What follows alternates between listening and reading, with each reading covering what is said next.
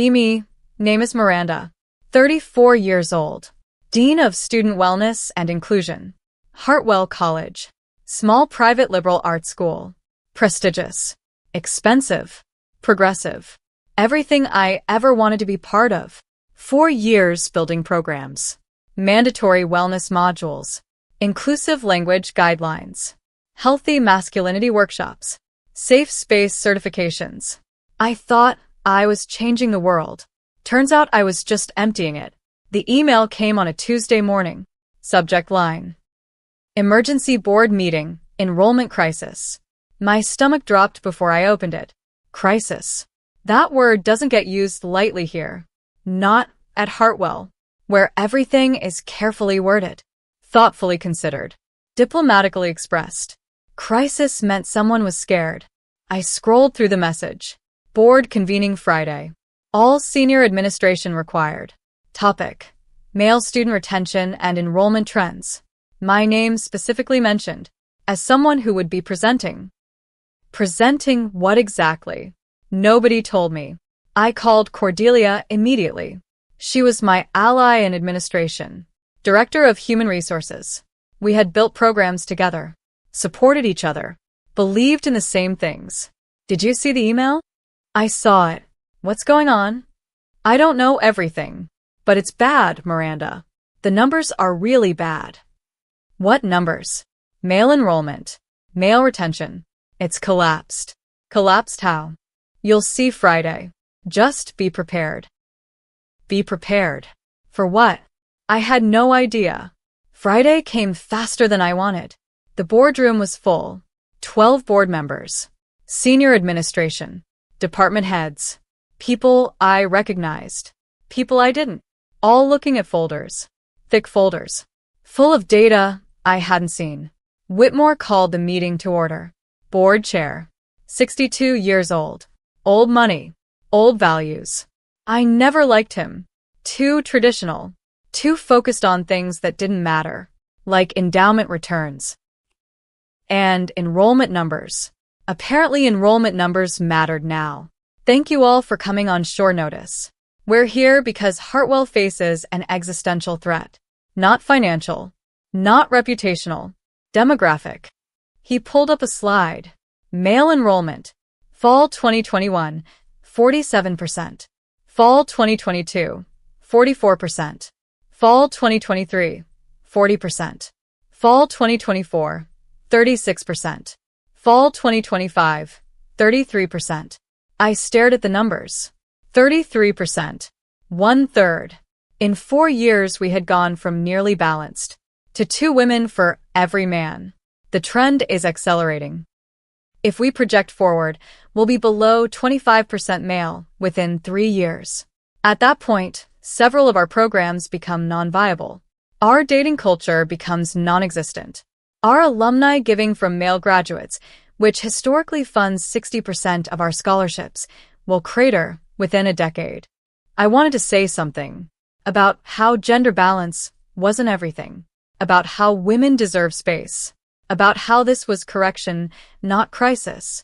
I stayed quiet. Something about the room told me to wait. Dr. Langston spoke next. Provost. 58 years old. Academic through and through. Data-driven. Neutral. I respected her even when we disagreed. We've conducted exit interviews with male students who transferred out over the past 2 years. We've surveyed current male students. We've analyzed our programming and policies. The findings are consistent and concerning. She clicked to the next slide. Reasons for male student departure, ranked. 1. Campus climate feels hostile to men, 78%. 2. Mandatory programming feels accusatory, 71%. 3. Lack of male-focused support resources, 64%. 4. Fear of false accusations, 58%. 5. Academic environment feels biased, 52%. My heart started racing. These were my programs they were talking about. My initiatives. My life's work. Being blamed for an exodus. Dr. Callahan raised his hand. Psychology professor. 51 years old. I had clashed with him before. He questioned everything I did. called it unscientific, called it ideological. I called him resistant to progress. I'd like to present some additional research, if the board permits. Whitmore nodded. Callahan stood up, pulled out a thick folder. The man loved his data. I hated that about him, and also feared it. I've been studying this trend nationally for 3 years. Hartwell is not unique, but we are among the worst. Schools that have implemented certain types of programming see steeper declines in male enrollment. I've identified the specific factors. He listed them. Mandatory orientation modules that frame masculinity as inherently problematic. Residential policies that treat male students as higher risk by default. Academic programming that consistently positions male perspectives as suspect. Reporting systems that incentivize accusations without due process. Counseling services that pathologize normal male behavior. Each item he listed, I had implemented, or expanded, or defended. Hartwell has all 5 factors. We've created what I call a perfect storm of male exclusion. Not through explicit discrimination, but through cumulative messaging that tells young men they are unwelcome unless they perform constant contrition. I couldn't stay silent anymore. Those programs are evidence-based. They create safer environments for women. If men feel uncomfortable, perhaps that discomfort is necessary for growth. The room went quiet. Callahan looked at me, not with anger. Worse, with pity. Dean Miranda, do you have evidence that our campus is safer for women now than it was 5 years ago? Women feel more empowered to report. That's not what I asked. Are actual incidents of harassment or assault lower? Are female students reporting better mental health outcomes? Are they more satisfied with their education? I didn't have those numbers ready, because I do have that data. Reports are up 340%, but substantiated incidents are actually down only 12%.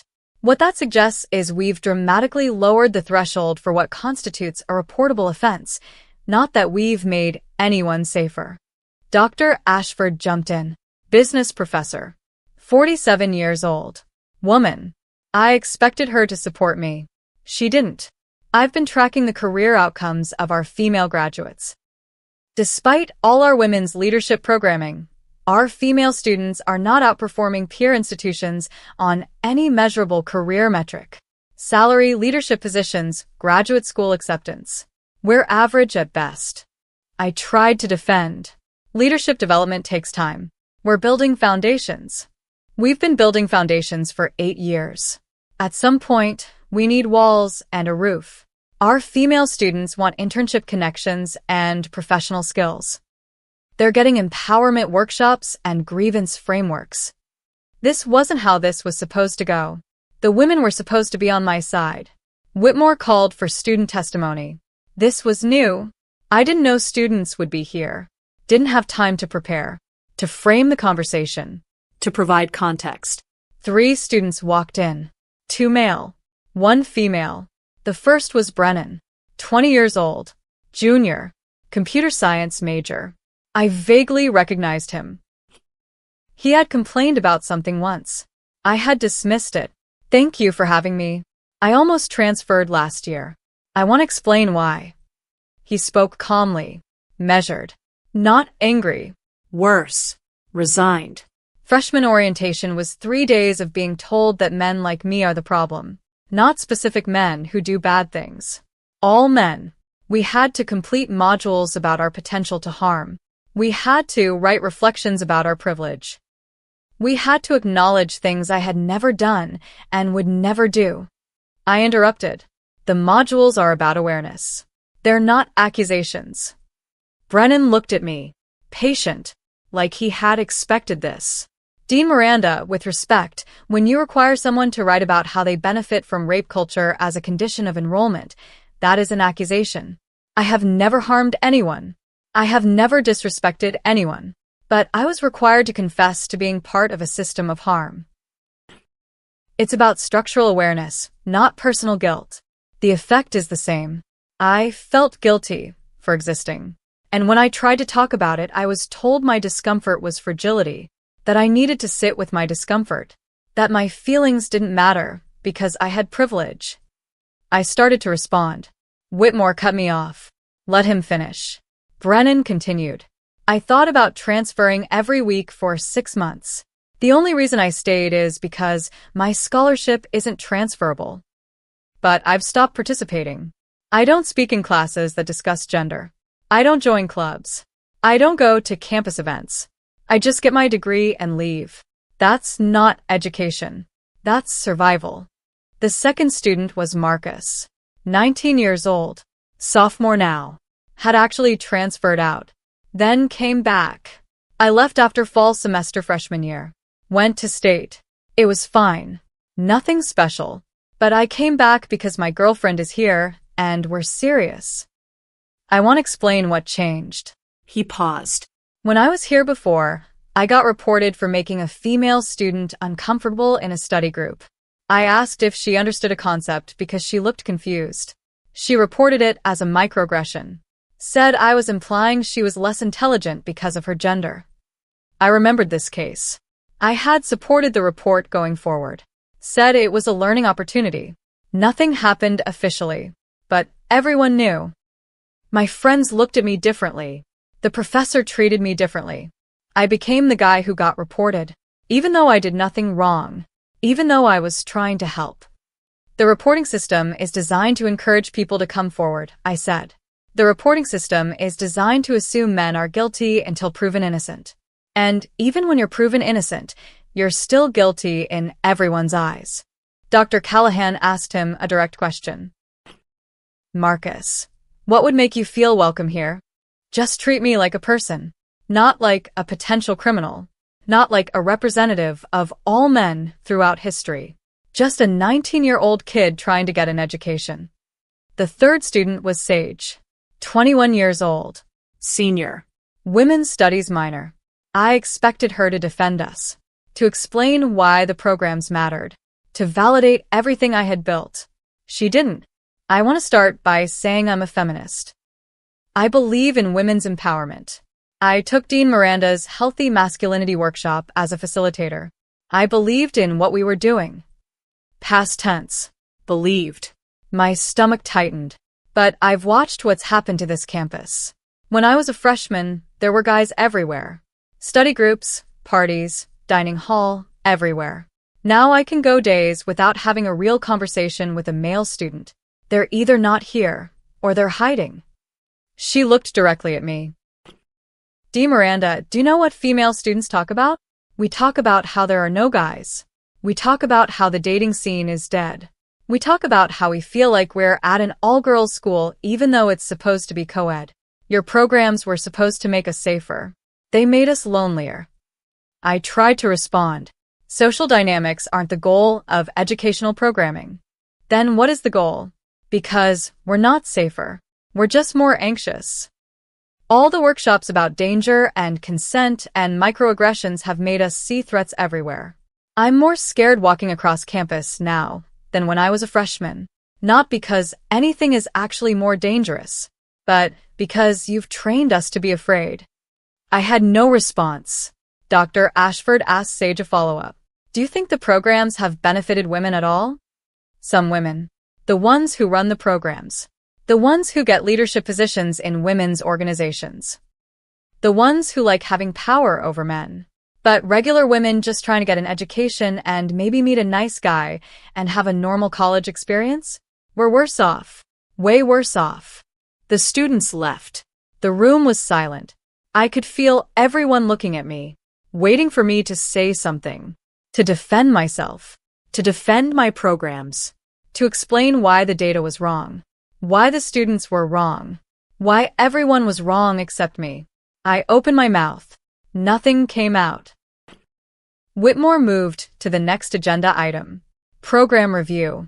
A systematic analysis of every initiative I had created. Dr. Callahan presented. The Healthy Masculinity Workshop. Required for all freshman men. 4 hours of curriculum about toxic masculinity. How traditional male behavior harms women. How men must unlearn their socialization. How silence is complicity. Exit surveys show 67% of male participants felt worse about themselves after completing the workshop. 43% said it made them less likely to engage with female students for fear of doing something wrong. 31% said it contributed to their decision to transfer. I defended it. Discomfort is part of growth. Men need to confront these issues. Confronting issues and being told you're inherently defective are different things, Dean Miranda. Your workshop doesn't teach men to be better. It teaches them to be ashamed of existing. The Inclusive Language Guidelines. My pride and joy. Campus-wide standards for communication. Eliminating gendered language. Acknowledging power dynamics. Centering marginalized voices. Faculty report spending an average of 3.2 additional hours per week ensuring compliance with language guidelines. 23% of faculty say they avoid controversial topics entirely to prevent complaints. Male faculty are 340% more likely to face language-related complaints than female faculty for equivalent statements. I countered. Language shapes reality. The data suggests otherwise. Our environment is demonstrably less inclusive than it was before these guidelines. We've just shifted who feels excluded. The Safe Space Certification Program, required for any student organization receiving funding. Training on creating welcoming environments for marginalized groups, which explicitly did not include men. Organizations that complete certification report no improvement in membership diversity. But they do report a 45% decline in male participation. We've created safe spaces that are safe for men rather than safe for everyone. I felt my face getting hot. Men have always had space. These programs create space for those who haven't had it. Men haven't had space here for 4 years. They're 33% of our population and declining. At what point does their exclusion become a problem worth addressing? Dr. Langston asked the question I was dreading. Dean Miranda, looking at all this data, do you believe your programs have achieved their intended outcomes? I wanted to say yes. I wanted to cite the mission statements, the theoretical frameworks, the good intentions, but I was looking at the numbers, the testimonies, the faces around the table, people who had believed in me, Who had supported me. who were now looking at me like I was the problem. Because I was the problem, the realization hit slowly. Like water seeping through a crack. Then suddenly like a flood. Every program I had built, every initiative I had championed, every workshop I had required, had not made anyone safer, had not empowered women, had not created a better campus. I had driven away thousands of young men who just wanted an education, who had done nothing wrong, who were told from day one that they were the problem, that their existence was harmful, that their perspectives were suspect, that their comfort didn't matter, and I had called their pain fragility, their concerns resistance, their departure good riddance. I had built an empire of good intentions, on a foundation of actual harm. The silence in the room was heavy. Everyone waiting for me to say something. Anything. I need to look at the data more carefully. It was weak. I knew it was weak. But I couldn't admit everything. Not yet. Not in front of everyone. Whitmore nodded slowly. We'll reconvene in 2 weeks. We expect recommendations for significant program revisions from everyone involved in creating them. The meeting adjourned. People filed out. I sat frozen. Staring at the slides still on the screen. 33% male enrollment. 78% feel hostile climate. 67% felt worse after workshops. Numbers that spelled out my failure. In stark black and white. Cordelia found me afterward. She looked as shaken as I felt. I had no idea it was this bad. Neither did I. How did we miss this? We weren't looking. We were so sure we were right that we never checked if we were actually helping. What are we going to do? I don't know. That night, I couldn't sleep. I kept thinking about Brennan, about Marcus, About Sage. about their faces when they talked, about the pain that was clearly real. Even though I had spent years telling myself that male pain wasn't real, or didn't matter, or was deserved. I had become exactly what I thought I was fighting. Someone who judged people by their gender, who dismissed their experiences because of who they were, who used institutional power to enforce my worldview on people who had no power to resist. I opened my laptop, started reading, really reading, the exit interviews I had never looked at, the surveys I had dismissed, the complaints I had filed away as backlash. Hundreds of pages, hundreds of young men telling me exactly what was wrong, and me ignoring all of it because it didn't fit my framework. One response stuck with me from a student who had transferred 2 years ago. I came to Hartwell excited to learn. I had worked hard to get here. I thought college would challenge me intellectually, help me grow, prepare me for life. Instead, I spent my first semester being told I was inherently dangerous, that my perspectives were invalid, that my presence made women uncomfortable just by existing.